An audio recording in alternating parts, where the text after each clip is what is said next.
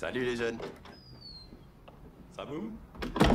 Oubliez Thanos, les nouveaux méchants de la phase 5 de Marvel viennent de tuer le plus de victimes de l'histoire du MCU. Et ce n'est même pas proche du Titan, et c'est juste après ça.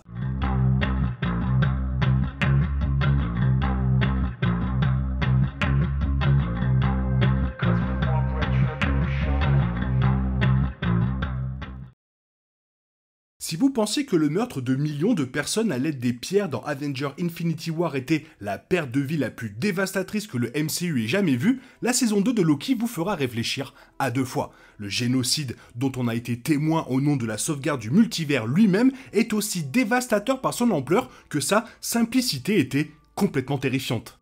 Il y a peu de choses qui sont des certitudes. La mort, malheureusement la guerre et l'escalade des méchants dans les films de super-héros. À peine Loki se dépoussiérait-il après son invasion ratée de la Terre dans Avengers que Thanos faisait un clin d'œil à la caméra dans la scène post-générique. Et même si le tas de poussière du Titan fou fumait encore sur un champ à l'extérieur de New York, après la fin de Avengers Endgame, des plans étaient déjà en cours pour amener Kang dans le MCU. Ou, plus pertinent encore, des milliers de Kang.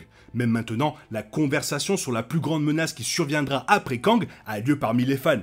Galactus, Annihilus, le poids écrasant d'une continuité élargie, un reboot. Avant que tout cela ne devienne réalité, les nouveaux méchants de Loki ont fait ressembler le génocide universel de Thanos à un véritable échec.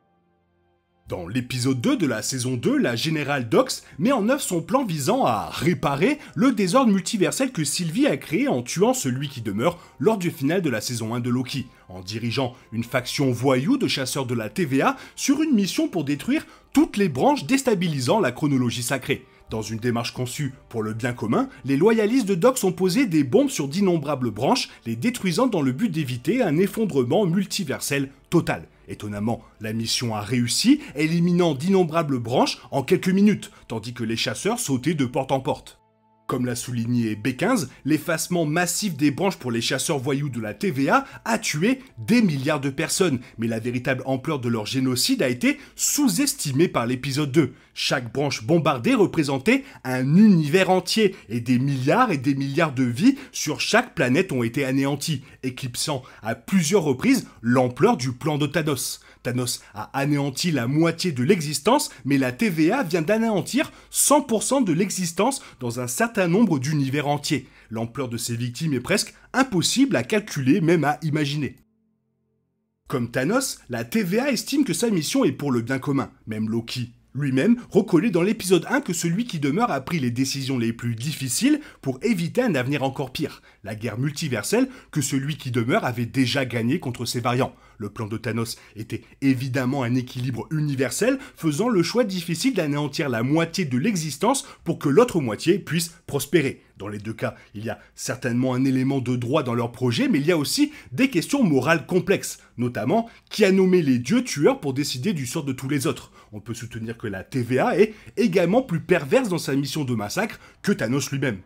Le plan du Titan fou était au moins aléatoire dans un souci d'équilibre. Dans les deux itérations de la TVA, celui qui demeure est la faction de Dox après sa mort, il n'y a rien d'aléatoire. Chaque branche est considérée comme superficielle parce qu'elle s'écarte de la chronologie approuvée par celui qui demeure, qui a décidé qu'elle était la chronologie sacrée. Chaque variant, chaque imperfection et chaque étranger, comme Sylvie et presque tous les autres Loki, étaient inacceptables, détournant le chemin prescrit de la chronologie sacrée au mépris du programme d'autopréservation de celui qui demeure. Toutefois, parmi les vilains variants de Kang, il pourrait y avoir du bien qui serait détruit au nom d'un ordre cruel et indifférent. Ce n'est pas un équilibre, c'est une tyrannie et Loki en confirme le coup dévastateur.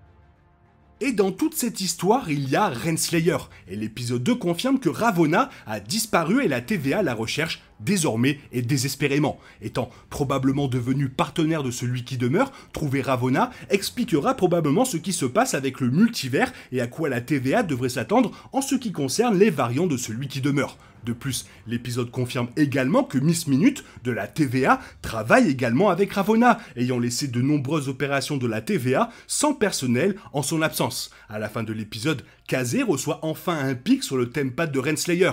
Cependant, peu d'informations sont données sur l'endroit où elle se trouve. Il semble que le prochain épisode suivra les allées et venues de la juge depuis la saison 1 de Loki. Avec la révélation du dernier épisode selon laquelle elle a une longue histoire avec celui qui demeure, elle peut très bien ne rien faire de bon. Mais il est également possible que sa mémoire ait été effacée comme le reste du personnel depuis des temps anciens. Nous espérons que cette question, et bien d'autres, trouveront une réponse lors de la diffusion de l'épisode 3 la semaine prochaine.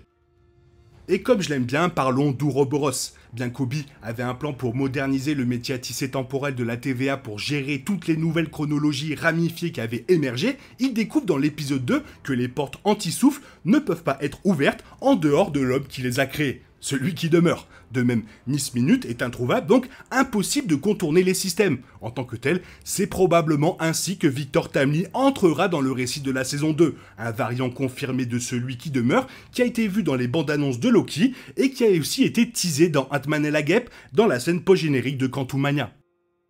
Avec la révélation gigantesque selon laquelle les employés de la TVA sont tous des variants, nous avons lentement commencé à voir les gens accepter cela. Les personnes les plus manifestes comme B15 ont été complètement changées par cette prise de conscience. Il est difficile de croire que B15, qui a si avidement élagué les variants de Loki dans le passé, est la même B15 dans cet épisode qui a regardé les chronologies bombardées avec horreur. Il s'agit d'un changement radical, mais nous avons vu B15 s'engager dans ce développement. Elle admet que ce qu'ils ont fait auparavant était considéré comme une atrocité et a fait activement pression pour protéger les chronologies ramifiées. De même, des personnages comme X5 ont décidé qu'ils pourraient vivre toute une vie et au lieu de chasser Sylvie, ils décident de devenir acteurs. Une fois capturés, ils confrontent Mobius à ce sujet, insistant sur l'insécurité de Mobius et disant qu'il n'est rien à la TVA. Mobius est peut-être celui qui nie le plus la vérité. Il refuse de réfléchir à l'endroit d'où il a pu être emmené, s'accrochant obstinément à la TVA et aux affaires en cours. Il sera intéressant de voir si nous parvenons à en apprendre davantage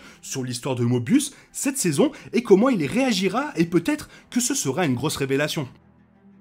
Et pour finir, refusant de rejoindre Loki à la TVA, Sylvie revient à sa vie, à sa chronologie à la fin de l'épisode 2. Cependant, il semble qu'elle ait gardé le talisman de celui qui demeure après l'avoir tué. En fait, une version super avancée de celui de la TVA avec les Tempads standards. En tant que tel, il est clair que Sylvie a un rôle beaucoup plus important à jouer dans cette saison 2. Encore un très bon épisode qui met pas mal de choses en place pour la suite. Toi, qu'est-ce que tu en as pensé? Fais-moi part de ton avis dans la zone commentaire, sinon il est temps pour toi de reprendre le cours normal de ta vie. Bien sûr, on se retrouve bientôt pour une nouvelle vidéo. Bisous bisous, bye bye.